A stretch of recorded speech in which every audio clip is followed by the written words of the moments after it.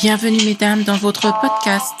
Je suis Laure, je mets mes compétences en conseil, enseignement et ingénierie de formation à destination des femmes. Vous pouvez me suivre sur ma page Instagram glorious.woman. Le podcast du jour est sur le thème de l'intelligence.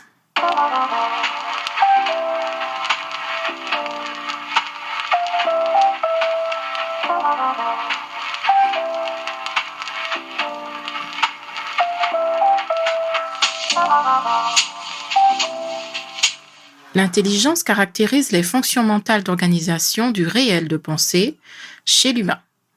Elles sont organisées en 3 ordres. L'acquisition, c'est-à-dire la sensation de prendre conscience, l'analyse des sensations extérieures, de nos perceptions extérieures, de notre conscience. En deuxième partie, c'est la mémorisation, la conservation des informations que nous avons reçues. Et enfin, en troisième partie, l'intellection, c'est-à-dire l'association des idées. Nous faisons des liens entre nos perceptions, nos réflexions. Nous sommes capables de jugement et d'imagination. Donc bien sûr, sans pathologie, sans trouble, une fois que nous sommes capables d'assurer ces 3 fonctions, nous sommes tous doués d'intelligence.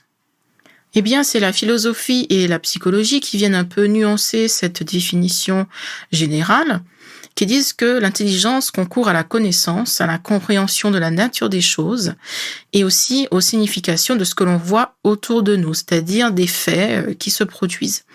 Donc, c'est en quelque sorte la faculté de connaître et de comprendre. C'est donc là qu'on commence à parler de niveau mental.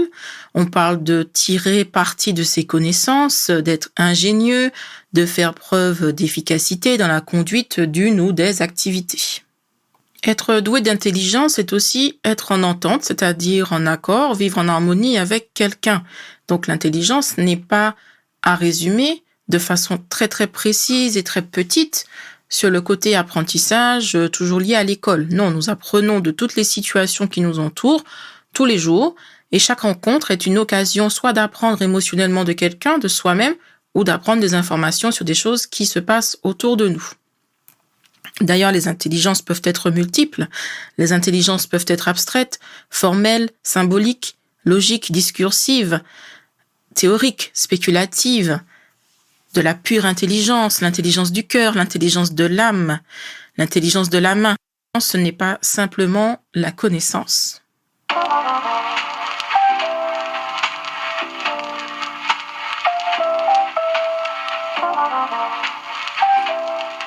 D'ailleurs, en développement personnel, nous sommes tous capables.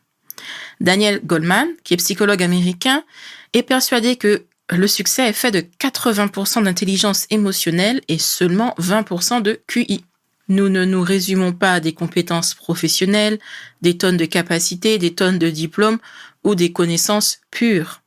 Face aux situations que nous rencontrons tous les jours, nous réfléchissons, nous prenons des décisions, nous construisons nos propres outils, nous négocions, nous résolvons des conflits, nous observons et en fait nous devenons nos propres enseignants.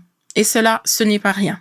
Nous avons aussi des compétences sociales qui nous font être doués d'empathie, de leadership, d'écoute. Nous nous ouvrons aux autres, nous nous ouvrons à leurs problèmes, à leurs histoires, à leurs connaissances et nous nous en imprégnons.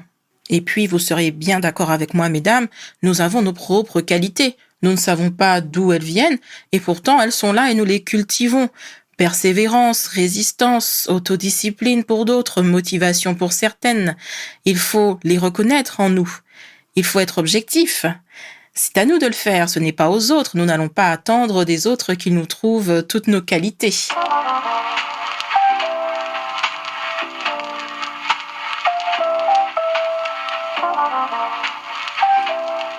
Alors, si nous nous repenchons sur le développement personnel de plus près, on peut voir apparaître ce thème qui est assez récurrent tout de même, c'est l'intelligence émotionnelle. Donc évidemment, nous ne parlons pas d'intelligence de l'esprit et nous sommes tous au même point dans le développement personnel, niveau intelligence émotionnelle ou intelligence de l'esprit. Il n'est pas question de se comparer aux autres, il est juste question de partir de qui nous sommes à un instant T et d'arriver à des objectifs en nous focalisant le plus possible sur nos propres besoins et nos propres ressources. Donc l'intelligence émotionnelle nous permet de donc contrôler nos émotions, d'être lucide afin d'arriver à notre succès. L'objectif est d'avoir des relations positives avec nous-mêmes et les autres, d'être toujours plus productif, ce qui libère notre esprit pour qu'il innove et trouve des solutions pour répondre à nos propres attentes. Et donc là, vous allez me dire comment travailler avec cette intelligence émotionnelle de façon à arriver à nos objectifs, c'est-à-dire être notre propre allié, que nos émotions soient notre propre allié, notre intelligence émotionnelle devienne un outil. Pourquoi pas une arme?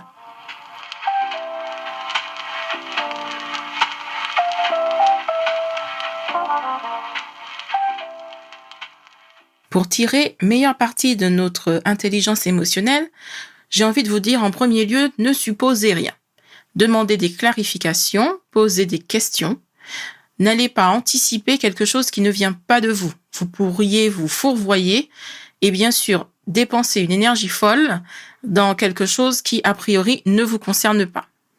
Ensuite, je vous conseillerais de faire de votre mieux en toute sincérité. Agir de cette façon, c'est vraiment être clair avec soi-même et ne rien regretter. Vous avez toujours tout donné et par la suite, vous ne regrettez rien. N'ayez qu'une parole. Là, c'est une question de confiance. D'abord, confiance envers vous-même. Vous êtes quelqu'un de clair, vous vous positionnez comme quelqu'un de clair, vous vous assumez. Vous assumez, vous êtes capable de vous regarder dans une glace.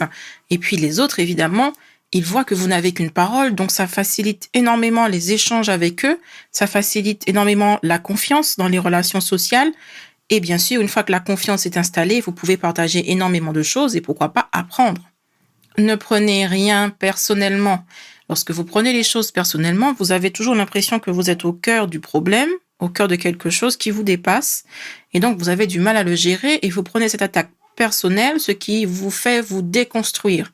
Or, lorsque vous prenez les choses de façon détachée, cela vous permet de rester rester uni avec vous-même et uni émotionnellement et donc de continuer à avancer sans vous laisser ébranler par ce qui se passe autour.